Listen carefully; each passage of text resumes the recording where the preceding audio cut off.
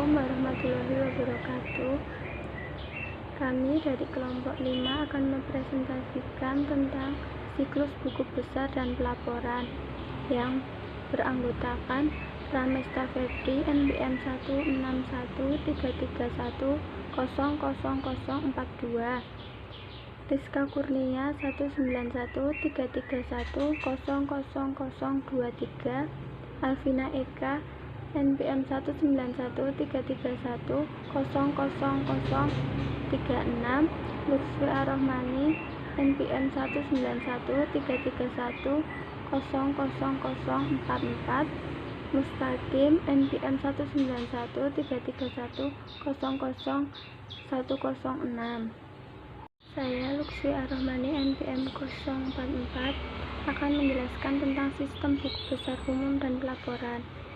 Operasi pemrosesan informasi yang terlibat dalam memperbarui buku besar umum serta menyiapkan laporan bagi manajemen dan pihak-pihak eksternal, di mana merupakan informasi yang berupa general legend atau buku besar dan menyiapkan laporan yang berisi ringkasan hasil kegiatan organisasi. Assalamualaikum warahmatullahi wabarakatuh. Saya Rizka Kurnia NPM 023 ingin melanjutkan slide selanjutnya. Fungsi sistem dalam siklus buku besar dan pelaporan. Yang pertama yaitu mengelola buku besar dan buku pembantu. Yang kedua menyajikan laporan yang akurat, lengkap, tepat waktu, dan mudah dipahami. Selanjutnya, laporan dalam siklus buku besar terdiri dari laporan manajerial. Laporan manajerial itu sendiri merupakan jenis laporan yang berkaitan dengan urusan tertentu dalam lingkungan suatu organisasi formal yang dibuat untuk keperluan pimpinan organisasi untuk membuat keputusan dan selanjutnya melakukan tindakan. Yang kedua yaitu laporan keuangan, merupakan catatan informasi keuangan suatu perusahaan pada suatu periode akuntansi yang dapat digunakan untuk menggambarkan kinerja perusahaan tersebut. Selanjutnya, tujuan perancangan dalam sistem buku besar. Yang pertama yaitu menyeluruh pemutakhiran buku besar di otoritas dengan tepat. Yang kedua, seluruh transaksi yang valid dibukukan secara tepat dan lengkap. Yang ketiga, data pembukuan aman dan kemungkinan hilang atau akses tanpa otoritas. Yang keempat yaitu aktivitas dalam sistem pengelolaan data dan laporan keuangan dilakukan dengan efektif dan efisien. Baiklah, selanjutnya saya Ramas Febri Ramadan NPM 16133100042 akan menjelaskan mengenai aktivitas sistem pelaporan. Yang pertama yaitu adalah mencatat transaksi. Dalam hal ini ada 5 pengertian dan pemahaman dalam mencatat transaksi ke dalam jurnal. Yang pertama adalah mengenai transaksi. Dalam hal ini, transaksi sendiri adalah kejadian yang melibatkan 2 atau lebih pihak yang mempunyai dampak ekonomi dan keuangan. Misalnya sebagai contoh, kita melihat adanya praktek jual beli, pinjam meminjam, dan sewa menyewa. Yang kedua adalah kejadian atau event. Adalah peristiwa yang terjadi dalam hal internal entitas yang mempunyai dampak ekonomi dan keuangan bagi entitas. Misalnya proses produksi, naik atau turunnya nilai suatu aset. Yang ketiga adalah akun. Dalam hal ini, akun adalah wadah untuk melakukan pencatatan dampak setiap transaksi dan kejadian atas rincian setiap unsur aset. Yang keempat, jurnal biasa atau biasa disebut buku harian, yaitu wadah di mana setiap kejadian atau transaksi pertama dibukukan. Yang kedua adalah posting jurnal ke dalam buku pembantu. Buku pembantu sendiri berisi catatan detail dari suatu rekening. Ada bermacam-macam buku pembantu, misalnya yang pertama itu buku pembantu piutang dagang, yang kedua buku pembantu utang dagang, yang ketiga buku pembantu aktiva tetap, dan buku pembantu penjualan. Untuk pengisian buku pembantu sendiri bisa langsung dari bukti transaksi atau dari buku jurnal. Efektivitas dan efisiensi proses dijadikan sebagai dasar pemilihan prosedur.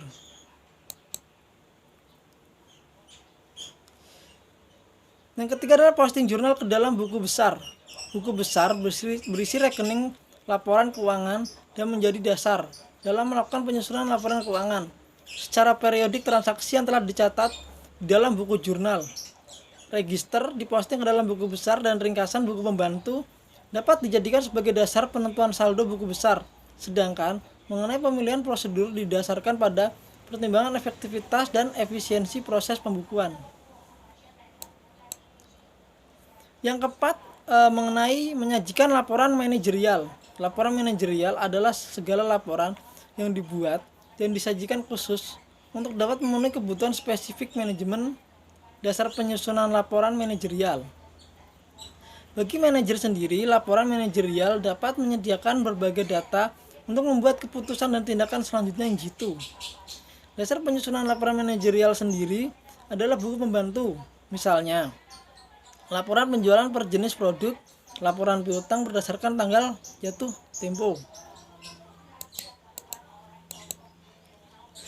Yang terakhir adalah menyajikan laporan keuangan.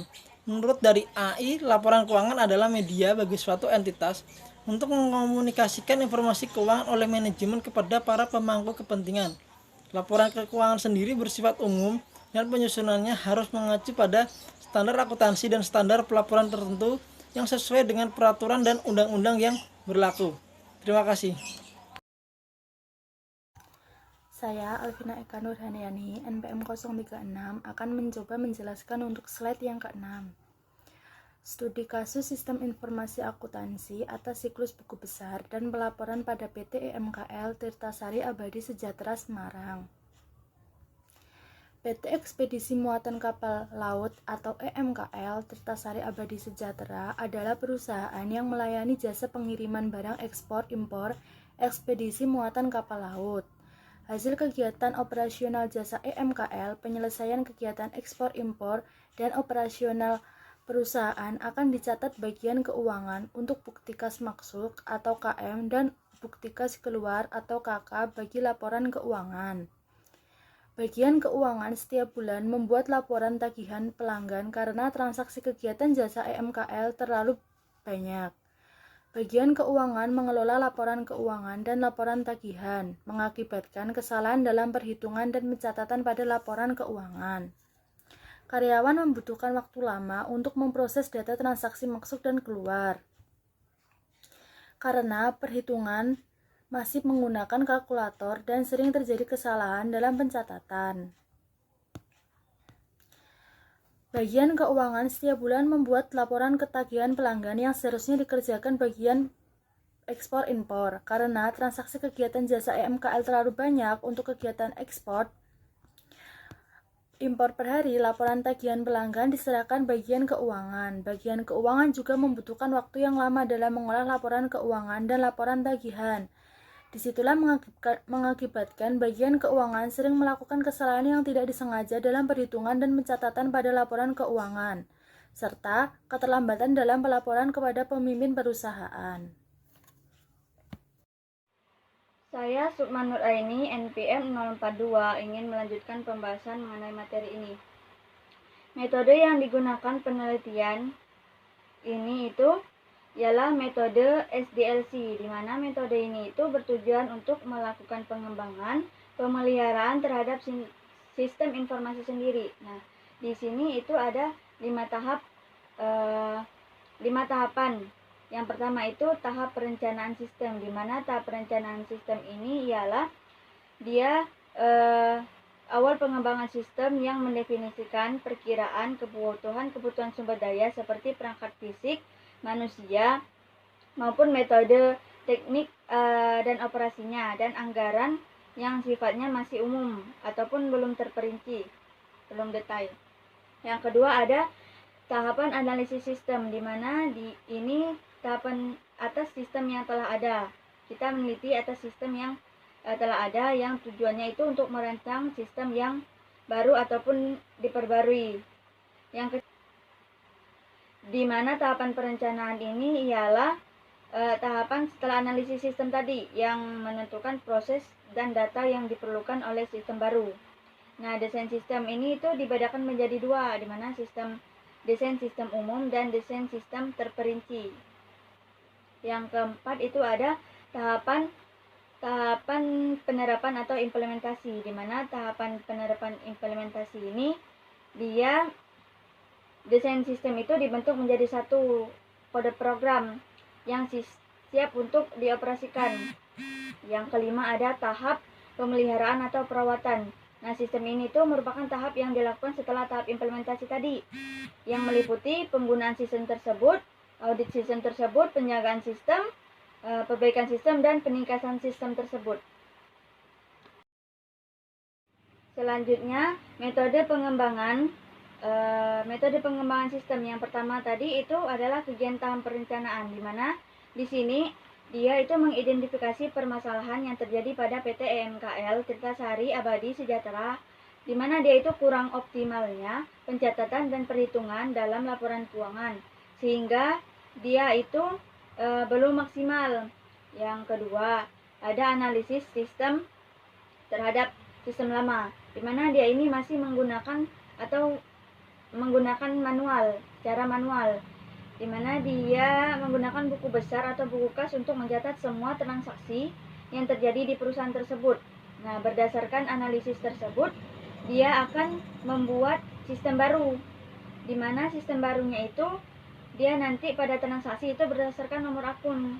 Dia dapat menentukan suatu transaksi pada nomor akun sendiri. Nah, yang ketiga ada tahapan perencanaan. Tahapan perencanaan ini ada yang pertama itu pemodelan proses, di mana dia terdapat dua unit yang akan mengakses sistem tersebut, di mana yang pertama itu pemakai sistem pelaporan keuangan, yakni bagian keuangan yang dia memiliki wewenang untuk menggunakan dan mengolah sistem pelaporan tersebut. Yang kedua ada pemimpin perusahaan, di mana dia berwenang melihat dan mendapatkan informasi mengenai laporan keuangan perusahaan dari sistem pelaporan tersebut. Kemudian yang kedua itu ada tabel pemodelan data, di mana pemodelan data ini dia nanti menggunakan tabel database, di mana tabel database sendiri tadi itu terdiri nanti ada tabel user, tabel neraca, tabel laba rugi, tabel akun, tabel tagihan impor, dan tabel tagihan ekspor yang akan ditunjukkan pada sistem web tersebut. Nah, yang ketiga ada perancangan user interface, di mana perancangan user interface ini dia sistem laporan keuangan yang berbasis web, di mana nanti itu juga ada halaman neracanya, di mana menampilkan laporan neraca perusahaan dengan fungsi pengelolaan pada laporan neraca, yaitu tambah, cetak, serta action untuk edit sendiri, di mana itu untuk bagian nanti laporan keuangannya. Nah, kemudian ada halaman tagihan impor, ada halaman tagihan ekspor, ada halaman laba ruginya, halaman usernya. Nah, yang keempat ini ada hasil implementasi rancangan dari metode tadi. Yang terakhir itu hasil implementasi rancangan, di mana dia nanti akan menampilkan halaman neraca bagian keuangan, halaman neraca halaman input neraca, halaman untuk cetak neraca, halaman laba rugi, halaman untuk mencetak laba rugi, terus ada halaman tagihan ekspor dan halaman tagihan ekspor. Assalamualaikum warahmatullahi wabarakatuh. Saya Mustaqim MPM 106 ingin menunjukkan slide selanjutnya, yaitu kesimpulan. Sistem pelaporan keuangan pada PT Tirtasari Abadi Sejahtera berbasis web ini memudahkan bagian keuangan dalam pengelolaan laporan keuangan perusahaan dan membantu dalam kepada pemimpinan perusahaan. Sistem pelaporan keuangan mempermudah bagian keuangan PT EMKL Tirtasari Abadi Sejahtera dalam menghasilkan laporan keuangan yang cepat dan akurat. Sistem informasi akuntansi membantu PT MKL Tirtasari Abadi Sejahtera dalam melihat laporan keuangan dengan cepat, dalam melihat kondisi keuangan perusahaan mengenai kewajiban dalam kegiatan jasa ekspor, impor, dan kekayaan perusahaan.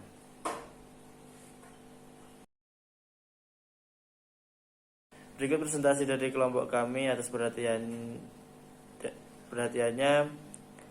Jika ada salah kata atau yang tidak berkenan, saya minta maaf. Jika ada yang mau ditanyakan, silakan bertanya. Wassalamualaikum warahmatullahi wabarakatuh.